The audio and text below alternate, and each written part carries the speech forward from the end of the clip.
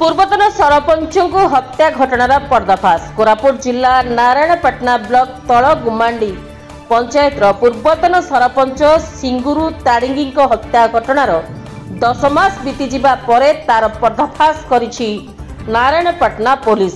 एने नारायणपाटना पुलिस एक सांबादिक सम्मेलन जरिया सबकिछि स्पष्ट करने सह 3 जन को गिरफ्त कर कोर्ट चालाण करिछि। गत 14/3/2024 में आम नारायणपाटना थाना अंतर्गत तल गुमांडी पंचायत में पूर्वतन सरपंच सिंगुरु ताड़िंगी को हत्या कर देथिले।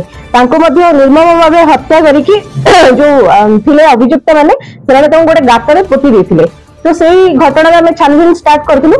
से समय रे टिके हमको वाई विटनेस की मिल नथिले। से घटना रे हमें ता परे मध्ये ताको फॉलो अप करथिलु।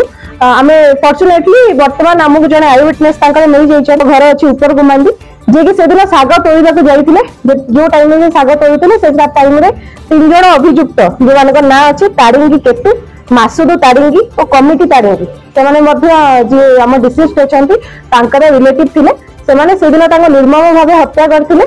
से गोटे जोटी चाष जमी तांकर थिला सेठी हत्या करथिले। सेटा भी से देखिथिले। सेटा आमे आज सी रिक्रिएशन मध्ये करिचु। सेठी से अभियुक्त मानन को धरिचु एवं से माने तांकर दोष स्वीकार करचंती।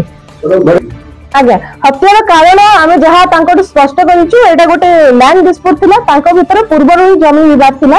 से माने निजर भितर संपर्क थिले एवं आगरु तांको भितर जमी विवाद लागि रहिथिला। एटा तुटी नथिला तेनु करी सेटा को केनिया करिकि सेन ताको निर्मम भावे हत्या कर दिथि। 201 और 34 आईपीसी लागि जेतो एटा पूर्वर केस थिला तो आईपीसी रे रुजु होइतिला। हमें सेहितरे मध्ये फॉरवर्ड करूछु। हाँ अभियुक्त मान से जो पत्थर छेचिकी निर्मम भावे हत्या कर देथिले। हमें से पत्थर को रिकवरी करछु।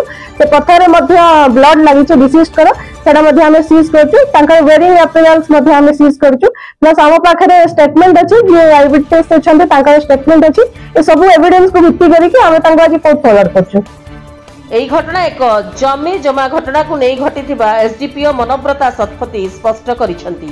प्रकाश थाउकी गत वर्ष मार्च मास 14 तारिख रे केही हत्या करिथिबा को नहीं नारायणपाटना थाना रे एक मामला रुजु होईची। खबर नेबारे जणा पड़िछि कि पूर्वतन सरपंच सिंगुरु हळ नहीं जमी को चाष करबा को जाई आ फेरी नथिले। परिवार लोके खोजाखोजी करथिले सुद्धा तांकर कोनोसी खोज खबर मिली नथिला बेले तही आर दिन सकाळे निज घर ठारू 2 किलोमीटर दूर एक गात भितरे तांकू केही हत्या करी फिंगी दे चली जाइथिबा परिवार लोके देखि नारायणपाटना थाना रे एक लिखित अभियोग करथिले।